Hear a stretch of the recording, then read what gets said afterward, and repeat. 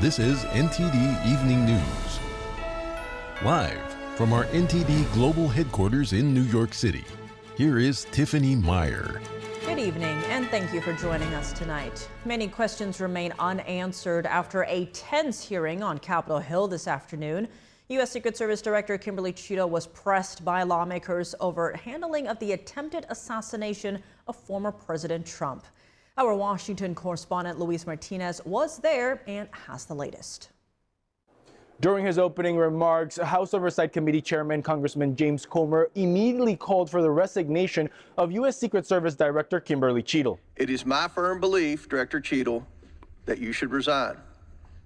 However, in complete defiance, Director Cheatle has maintained she will not tender her resignation. Congressman Tim Burchett, the Republican from Tennessee, had a stronger opinion. Are you asking for her resignation as well? Oh, 100%. She shouldn't have to resign. She should have been fired. Democratic ranking member of the House Oversight Committee, Congressman Jamie Raskin, instead focused his opening remarks on gun control and gun violence. What happened in Butler, Pennsylvania was a double failure. The failure by the Secret Service to properly protect former President Trump and the failure of Congress to properly protect our people from criminal gun violence. And Congressman Gerald Connolly, the Democrat from Virginia, believed that Monday's hearing had a political agenda. I think the Republicans definitely have an agenda here, but certainly part of that agenda is to avoid any discussion of the need to regulate more strictly access to automatic weapons, semi-automatic weapons, assault weapons. U.S. Secret Service Director Kimberly Cheatle acknowledged the failures of the Secret Service in Butler, Pennsylvania, and assumed responsibilities for them, but insisted that she would not resign. The Secret Service's solemn mission is to protect our nation's leaders. On July 13th, we failed. As a director of the United States Secret Service, I take full responsibility for any security lapse of our agency. Republicans and Democrats expressed frustration at the lack of transparency from the U.S. Secret Service Director Kimberly Cheatle in exchanges like this one in between Congressman Jim Jordan and the U.S. Secret Service Director. Looks like you guys were cutting corners. That's what it looks like to me. Is that true? I am here today because I want to answer questions, but I also want to be cautious. You might want to, but you haven't answered. I don't think you've answered one question from the chairman, the ranking member, or me. It's important to note that Speaker of the House Mike Johnson made a brief appearance during Monday's hearing at the House Oversight Committee. Director Cheatle and Speaker of the House Mike Johnson spent at least 10 minutes inside the Republican Staff Committee room. Reporting from Washington, D.C., Luis Eduardo Martinez, NTD News. Vice President Kamala Harris rapidly moving to clear her path to nomination as Democrats rally around her. It comes after President Biden abruptly dropped out of the race, shaking up the 2024 election. NTD's White House correspondent Iris Tao brings us the latest with Harris. Vice President Kamala Harris is now quickly marching toward clinching the Democratic nomination. In her first public appearance after President Biden dropped out and endorsed her on Sunday, she thanked President Biden and held their record. Watch. He has already, yes, you may clap.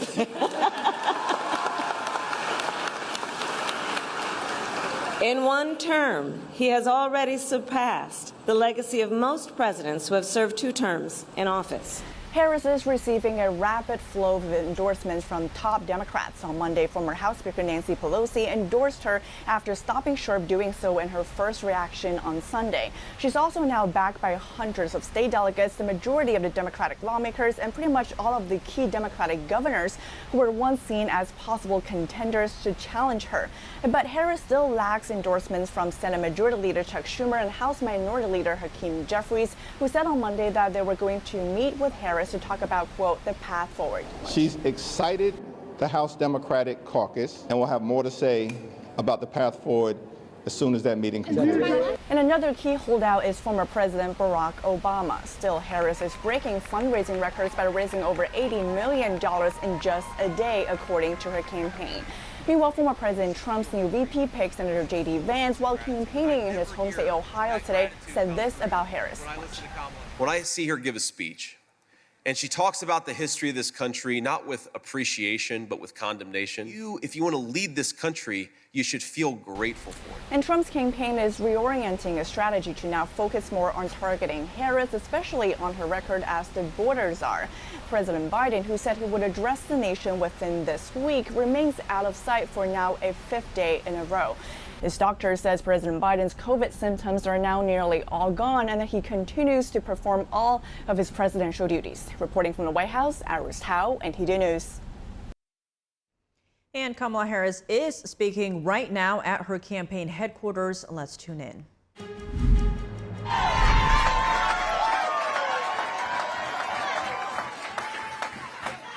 And in this campaign, I will proudly put my record against his.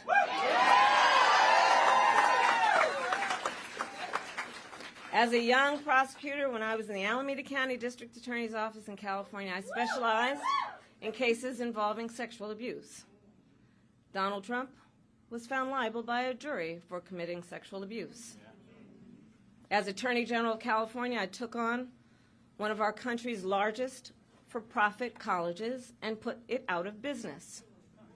Donald Trump ran a for-profit college, Trump University, that was forced to pay $25 million to the students it scammed. As district attorney, to go after polluters, I created one of the first environmental justice units in our nation. Donald Trump stood in Mar-a-Lago and told big oil lobbyists he would do their bidding for a $1 billion campaign contribution. During the foreclosure crisis, I took on the big Wall Street banks and won $20 billion for California families, holding those banks accountable for fraud. Donald Trump was just found guilty of 34 counts of fraud. But make no mistake, all of that being said, this campaign is not just about us versus Donald Trump.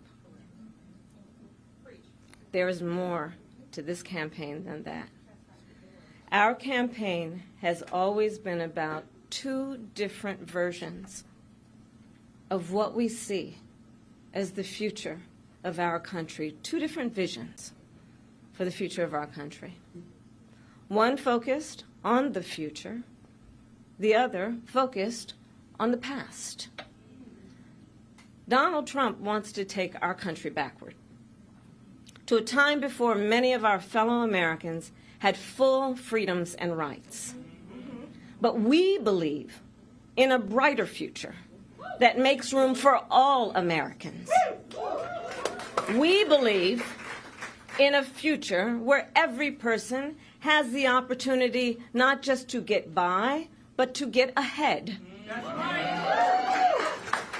We believe in a future where no child has to grow up in poverty, where every person can buy a home, start a family, and build wealth, and where every person has access to paid family leave and affordable child care.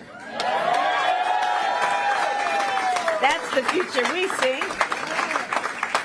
Together we fight to build a nation where every person has affordable health care, where every worker is paid fairly, and where every senior can retire with dignity. All of this is to say, building up the middle class will be a defining goal of my presidency.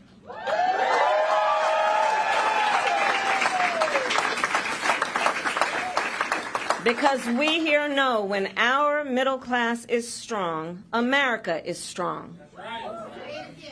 And we know that's not the future Donald Trump is fighting for. He and his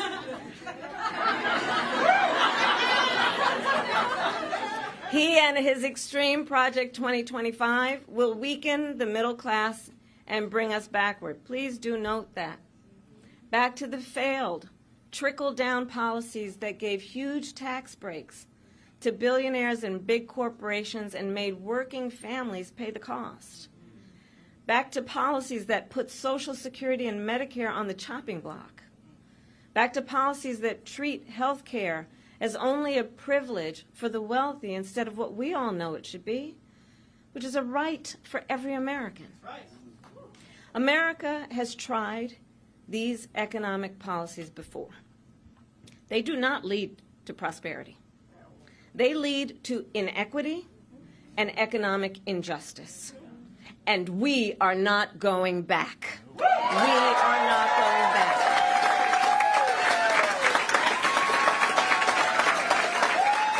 You're not taking us back. Our fight for the future is also a fight for freedom. Generations of Americans before us have led the fight for freedom, from our founders to our framers, to the abolitionists and the suffragettes, to the freedom riders and farm workers. And now I say, team, the baton is in our hands.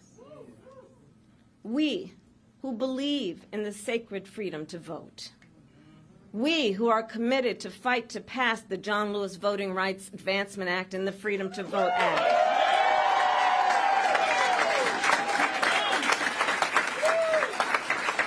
We who believe in the freedom to live safe from gun violence. And that's why we will work to pass universal background checks, red flag laws, and an assault weapons ban.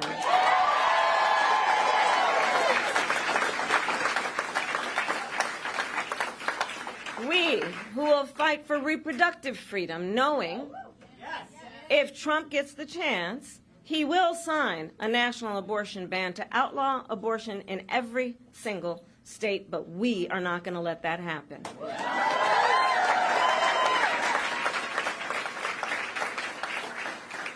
It is this team here that is going to help in this November to elect a majority of members of the United States Congress who agree the government should not be telling a woman what to do with her body.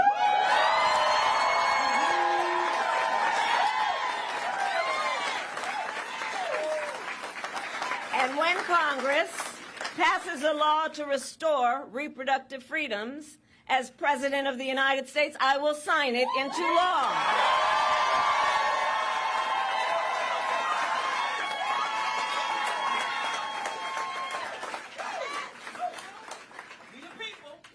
Indeed, we the people.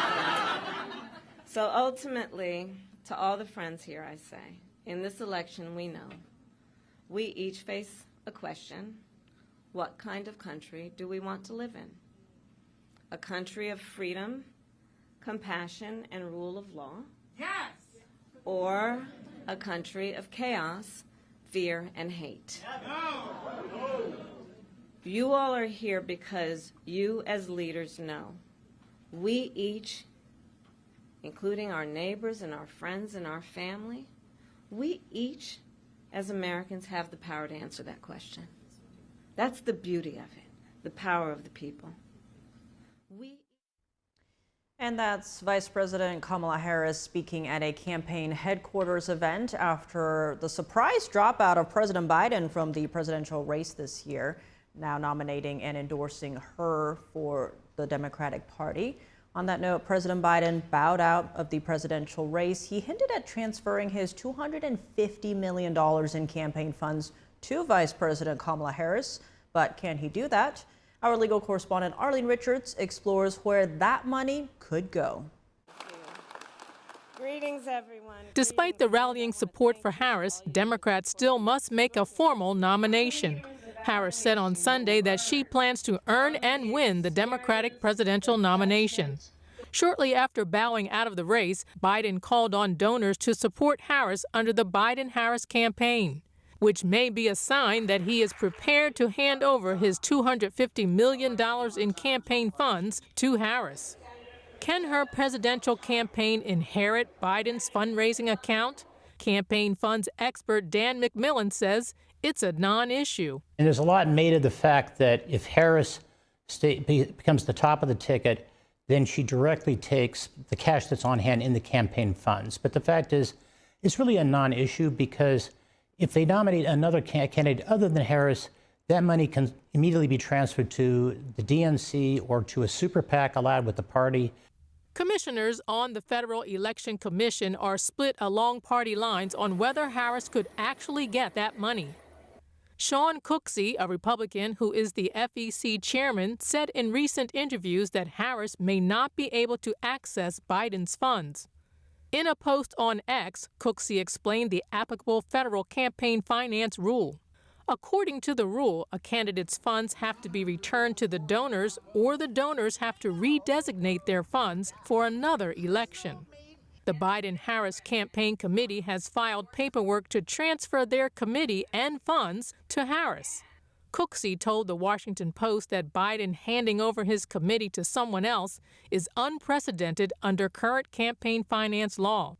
But Dara Lindenbaum, an FEC commissioner appointed by Biden, offered the opposite view. She says that because Harris was already on the Biden-Harris Campaign Committee's registration statement, the money was hers. Lindenbaum told the New York Times if Kamala Harris is the Democratic presidential nominee, she gets to use all the money in the account. Campaign fund expert Dan McMillan says the funds can't be directly transferred to Harris, but it doesn't matter. On the other hand, I think it's true that whoever the candidate is, the Democratic donor class is very eager to defeat Donald Trump, and plenty of money is going to flow in. Harris already has the support of several key Democrat donors, such as Open Society Foundation chairman Alex Soros. But Harris will have to convince other big donors like billionaire businessman Vinod Khosla, who's calling for an open convention. Arlene Richards, NTD News. Israeli Prime Minister Benjamin Netanyahu today on his way to Washington. He's set to meet with President Biden and VP Harris and address Congress. NTD's Washington correspondent Jack Bradley has more from the State Department. Just before heading to Washington on Monday morning, Israeli Prime Minister Benjamin Netanyahu said that Israel and the U.S. will remain inseparable allies, regardless of who's elected president in November. This comes after President Biden announced that he will not seek re-election. I will seek to anchor the bipartisan support that is so important for Israel.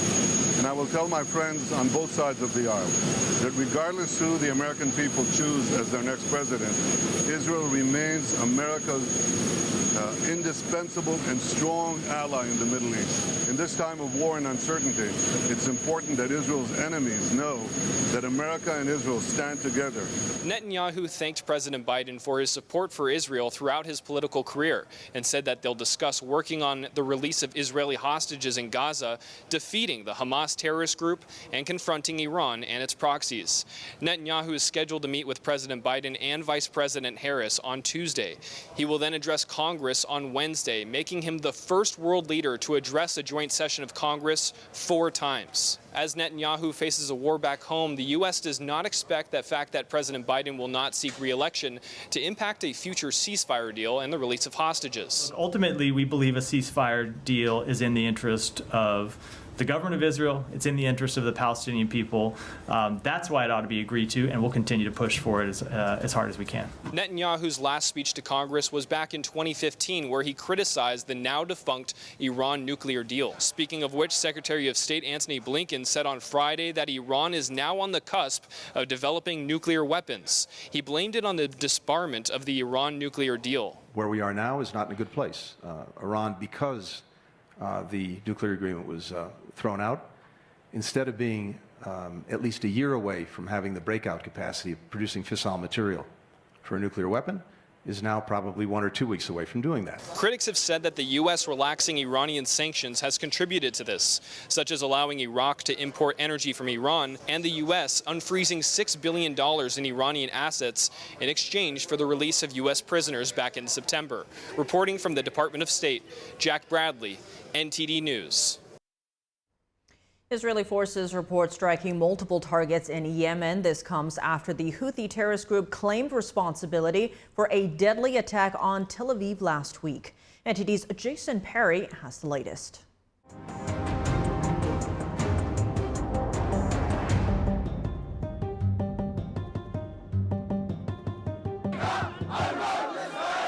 On Friday, the Iran-backed Houthi terrorist group in Yemen claimed responsibility for a drone attack in Israel, which killed 1 person and injured 18, according to Israel's military. The very next day, Israeli forces prepared their fighter jets and flew to Yemen while Israel's prime minister sat in the operations center. The Israel Defense Forces, or the IDF, said they conducted precise strikes on Houthi military targets in Yemen, including the Al Hudaydah port, where giant flames blazed and smoke billowed into the sky. The IDF said this port was the main supply route for the Houthis to receive Iranian weapons, including the Iranian attack drone the Houthis used to attack Tel Aviv on Friday. Israeli forces also reported striking dual-use infrastructure used for terrorist activities, including energy infrastructure. Israel said the strikes in Yemen were in self-defense, proportionate, and necessary. Residents in Yemen gave their reactions. It will not deter us and will not deter the Yemeni people, and I believe that the next Yemeni response will be even more painful in response to these strikes. No matter how much they strike, we will always support the Palestinian cause. We will not relent, we will not falter, we will not retreat no matter how much they strike. Meanwhile, in the Gaza Strip, the IDF on Monday reported striking several terror targets and killing numerous terrorists. The IDF also reported significant terrorist activity and rocket fire coming from a designated humanitarian area in the southern Gaza Strip. The Israeli military then adjusted the humanitarian area and once again called for residents to evacuate. This is getting old. There's no one asking about us. We have God. Hopefully our intentions will be pure. May God be pleased with us and protect us from this ordeal. Also on Monday, the IDF reported that based on intelligence, 2 hostages held in the Gaza Strip have died in captivity, 76-year-old Alex Danzig and 35-year-old Yegev Bukhtab. Israeli authorities are currently investigating the circumstances surrounding their deaths. Jason Perry, NTD News. 59-year-old Vice President Kamala Harris is nearly 20 years younger than former President Trump. A glance at her record from her decades as a prosecutor to a short stint on Capitol Hill to the vice presidency. Where does Harris stand on key issues? NTD's Melina Weiskup brings us a look. Before becoming the vice president, Kamala Harris's wheelhouse was law enforcement. She served as a prosecutor in California for roughly 2 decades, eventually becoming that state's attorney general, a role in which she prioritized criminal justice reform. And I created one of the first in the nation initiatives that was focused on re-entering former offenders by getting them jobs and training and counseling. She moved on to serve half a term in the U.S. Senate. GovTrack.us ranks her as a strong leader who is further to the left than most Democrats, based on her record. She rarely reached across the aisle on bipartisan legislation. A notable time she did work with Republicans, however, was to promote human rights in Hong Kong after the Chinese Communist Party solidified its control over the city. Her stance on China echoes that of President Biden and other Democrats.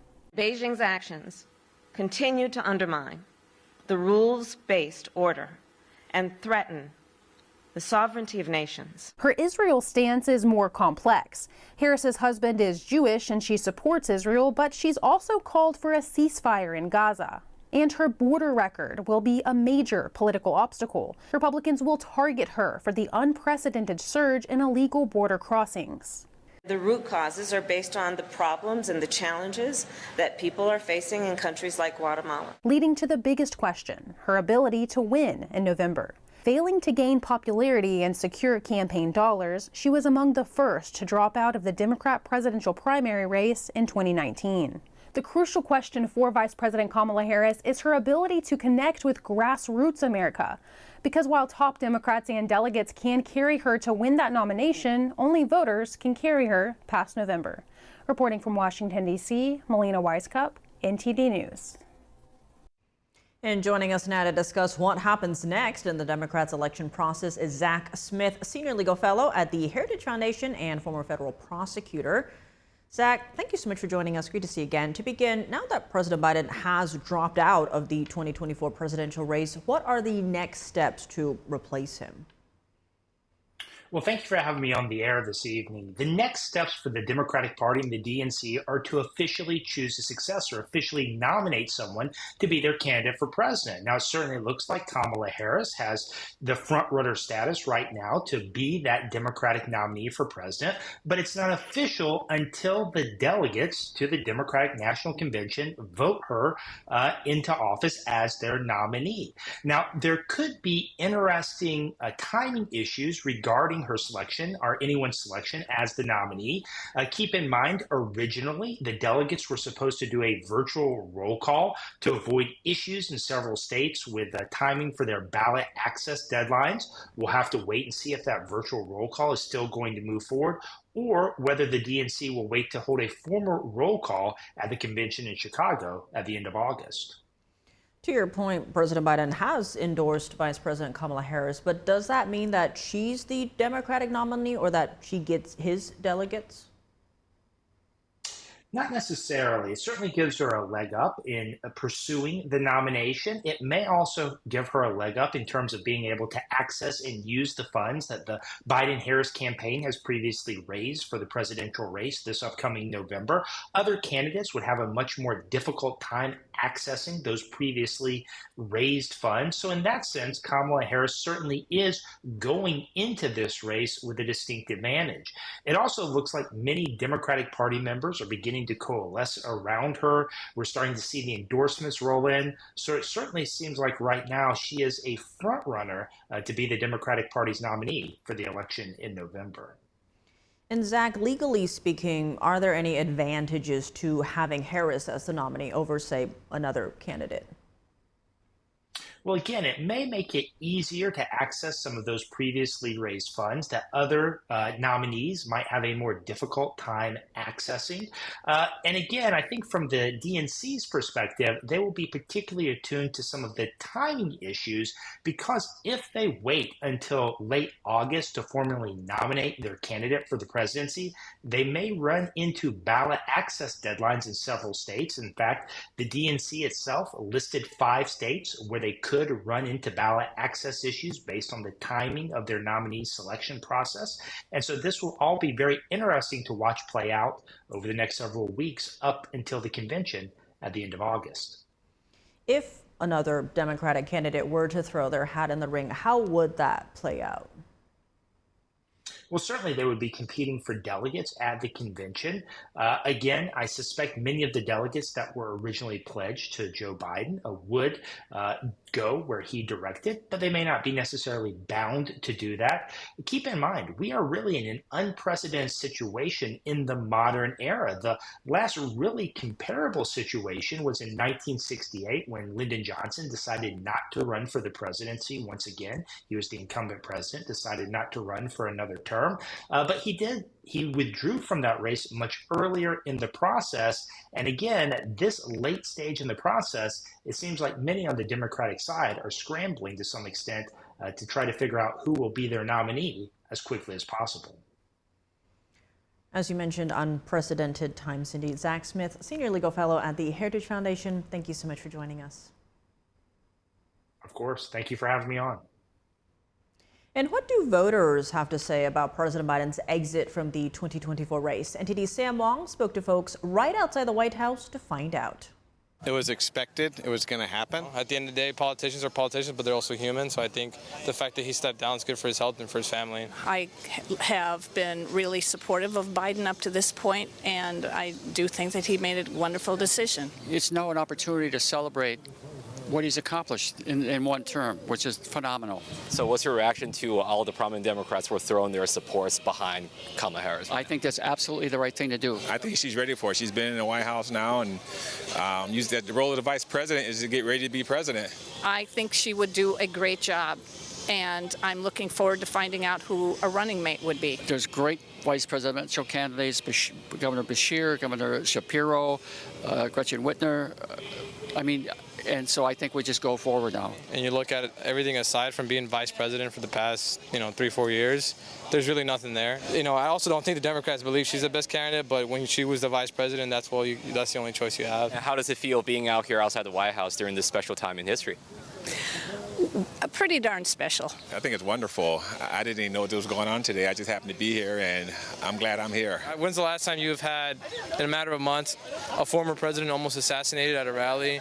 You've had a presidential candidate drop before the race and, still finishing his term. You've never had this before. I feel lucky to be alive, for living to see through this and be able to tell my story to the children I have in the future. And we now have more highlights from today's Secret Service hearing. How could a 20-year-old get onto a roof and shoot former President Trump? That's one of many questions lawmakers have. NTD's Ariane Pasdar has the highlights. The assassination attempt of former President Donald Trump on July 13th is the most significant operational failure of the Secret Service in decades.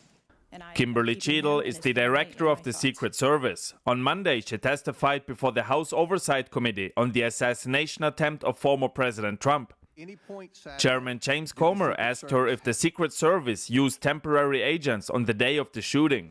Quite frequently, sir, during campaign events, the Secret Service utilizes agents from HSI or the Department of Homeland Security. You don't know how many? Supplement our plan. Congressman Jim Jordan asked Cheatle if she had denied Trump additional protection for the Pennsylvania rally, to which she replied that she didn't deny it for that specific event. Maybe they got tired of asking. Maybe you turned them down so darn much they said, not worth asking. What did they ask for and how many times did you turn them down? Pretty basic questions. So again, without having all of the details in front of me, sir, what I can tell you is that there are times... You didn't get briefed on how many times you turned down the Trump detail? Right here, right on the roof! Democratic Congressman Raja Krishnamurthy showed a video from the rally asking why the event wasn't stopped after attendees noticed the shooter. That's a threat right there. The guy's on the roof and everybody's yelling at him. Yes. And directing the officers' attention to him. The rally was not paused at that point, correct? We are currently still combing through communications and when communications were passed. Cheatle said that before the shooting, the gunman was marked as a suspicious person, but not as a threat, which is why the event continued. And other lawmakers pointed out alleged wrongdoing taking place after the shooting. Democratic Congressman Stephen Lynch questioned why the Secret Service didn't take Trump off the stage for over a minute. Our personnel created a body bunker on top of the president, I get that. shielding him. Yeah, this was an AR-15 style weapon that would have made pretty quick work if he was determined and able to do so. Director Cheatle repeatedly said that the investigations are still ongoing and that the Secret Service is working on an internal report. Ariane Pasdar, NTD News. Firefighters in Riverside County are working overtime to extinguish 2 wildfires that ignited on Sunday. Meanwhile, crews are also battling a wind-driven blaze in Northern California. NTD's Christina Corona gives us an update on the California fires. The Haywarden fire, which started at 1:37 p.m. near Haywarden Drive in Riverside's Alessandro Heights neighborhood, prompted officials to order evacuations for approximately 100 residents. We arrived on scene to a rapidly moving vegetation fire. In total yesterday, we had 50 fire engines that were assigned to the incident, with aircraft from CAL FIRE that assisted in mitigating fire spread in that area. Agencies from Riverside, Orange County, San Diego, with assistance from the Riverside Police Department, helped with the evacuations. 1,500 residents are in the surrounding area. A total of 3 structures that have been destroyed, 4 damaged, with damage assessments beginning at 8 o'clock this morning. A total of 527 acres have been burned. We have 0 civilian injuries, and we have 1 firefighter injury that is minor. Today, we will have 21 fire engines that will be in the area assisting with extinguishment, 2 hand crews supporting that effort.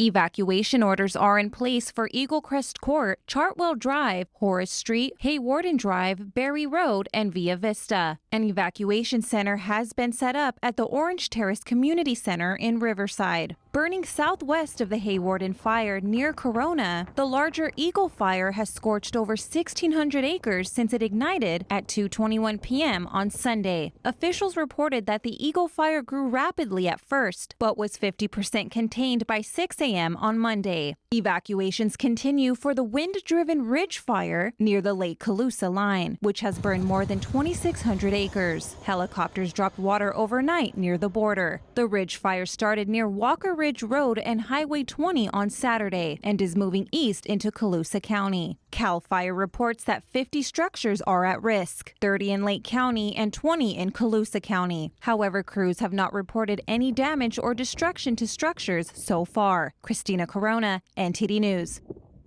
Welcome back. I'm Tiffany Meyer. The House recently passed the Falun Gong Protection Act. It has the goal of ending a persecution that's lasted over 2 decades, which includes forcefully harvesting organs from prisoners of conscience. NTD's David Lamb hears from Falun Gong practitioners and supporters at a parade in San Francisco. The year was 1999 when the spiritual group Falun Dafa, also known as Falun Gong, was persecuted. The Chinese Communist Party launched an attempt to eradicate the entire group. 25 years later, the persecution still continues. Today, we hear the stories of people who have clarified the truth about Falun Dafa and the persecution in hopes to save countless of lives. Naveed Panahi was one of many that came to San Francisco. He learned the practice in 2003. All the practitioners in China are under the heavy persecution by Chinese regime for 25 years. And it started on July 20th, 1999. I came here to this rally, to participate in this rally and talk about this to all the people here. I was shocked. Because it's horrible. I cannot express my feeling. Falun Dafa teaches the principles of truth, compassion, and forbearance, and 5 meditative exercises. Just teaches the people to follow the truth, be patient, and also always have compassion toward everyone. Like Panahi, others who learned about the organ harvesting, torture, and suppression have felt encouraged to speak up. And I decided that I needed to help expose the truth of the persecution. So I've been coming to events the last 4 years. So today, on the 25th anniversary of the persecution, I was invited to speak, and I feel very happy about that. I remember one time vividly was in Chinatown, actually, and I saw the pictures. I was in shock. Okay, this is like many, many years ago. I was in disbelief. I know that there's persecutions, but I didn't know it was that bad. And that really kind of touched my heart. But at the same time, it's so horrific that the point that you just want to turn away. But I'm just so thankful that, you know, these practitioners have the faith and also the courage. So I'm here to support people who have the right to choose for what they believe. When I see different people, they practice with music, meditation music. I pay attention for the contents. And then they talk about persecution. They talk about organ harvesting. I personally believe it happens. If it is not happening, that will not risk a lot of people's life to tell the truth. And I hope that this persecution will be over as soon as possible. Yes, I'm optimistic about it. In San Francisco, California, David Lamb, NTD News. And in some lighter news for your sports news, we're joined by NTD's Dave Martin. Dave, a lot going on, but let's start with the NBA, where Warner Brothers, which owns TNT, has now matched Amazon's multi-billion-dollar offer to air the league's games. How did this all come about, and where does this leave Amazon? Well, Amazon is out. This is a very surprising development. Warner Brothers Discovery, which owns TNT, as you mentioned, has been a TV partner of the NBA since like 1984. Now, they had a contractual provision that got them an exclusive window to negotiate with the league before their contract expires, which is next year. But they also have an exclusive negotiating window, but that expired last April without a deal done. So the league went elsewhere. They brought back NBC to be a broadcast partner. They re-signed ABC as their main broadcast partner. And then they put in a deal for Amazon Prime as well. So the three of those signed 11-year deals that start after next season. They're worth a combined $76 billion, much more than their last one. It was approved by the league last week. But Warner Brothers also had a 5-day window to match any new deal that the league did. The clock started ticking on that as soon as it was approved last week. And today they matched Amazon's deal. So now they'll be paying $1.8 billion a year on this new deal. Amazon is out, so it's quite a development. In another sports legal update, ACC Commissioner Jim Phillips said today that the conference would fight, quote, for as long as it takes in lawsuits with member schools Florida State and Clemson. What is at stake here? Really the future of their conference. I mean, Florida State and Clemson are their most valuable assets. And the two schools are suing the conference over the league's grant of rights and withdrawal fee. If somehow they're successful, it would open the door to them leaving, and really, it would open the door to any school that wants to leave any conference, whether it's ACC, Big 12, Big 10, SEC. Those grant of rights agreements are really what keep conferences together, at least temporarily, for the duration of a TV deal. Because it signs over your school's TV rights the conference. So even if you left, the TV money still goes to the conference. It doesn't come with you, so you're pretty much useless to wherever you go. Now they do expire when their TV deals expire, but that's not for a dozen years for these ACC schools.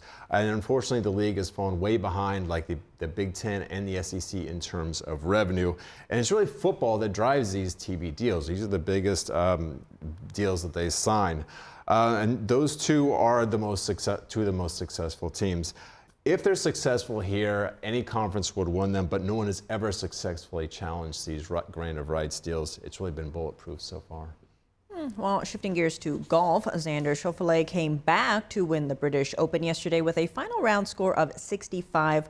Where does this victory, as well as the PGA Championships, leave him? You know, he's the first to win two majors in the same year since Brooks Koepka, in 2018. And the first since Rory McIlroy in 2014 to win these two majors, the British Open and the PGA Championship. And that final round 65 he posted, very incredible. He had to play well there, and he did, because he was among 7 golfers who were within 1 shot of the lead entering that final round. He really played mistake-free. 6 bogeys, 12 pars. He's the winner. He gets a $3.1 million check. Now he heads to the Olympics, where he's the reigning gold medal winner and really one of the hottest players in the world. Speaking of the Olympics, the star-studded men's Olympic basketball team edged Germany today by 4 points, just 2 days after struggling against South Sudan. Is there any worry that this team might not win gold? You know, I don't think just from that 1-point win over the South Sudan, which were 43-point underdogs, by the way, is anyone going to discount our chances. Germany was certainly better. They won by 4 today. Now, the U.S., I mean, they're always the most talented team, but they have a disadvantage in that they generally throw this team together just a few weeks before the Olympics starts. And of course, we still expect gold. But team chemistry is really big in basketball. You know, other countries generally have a national team that kind of plays more regular, almost year-round. We don't have that, so it's during this time of the pre-Olympics we try to get that chemistry going. And the U.S., they also have kind of a bullseye on their back. I'm sure South Sudan had circled this game on their calendar weeks and months in advance. You know, this is their time to play against all the superstars in the NBA. So if you're not ready, a team could certainly upset you. I still think they'll be ready to win their 5th straight gold here. We'll see. The Olympics obviously starts this weekend, though. Well, Dave, as always, thanks for joining us. Well, thank you, Tiff. And that's all for today's news. For around-the-clock coverage, visit us at ntd.com or download our NTD app. Thanks for tuning in. I'm Tiffany Meyer. Good night.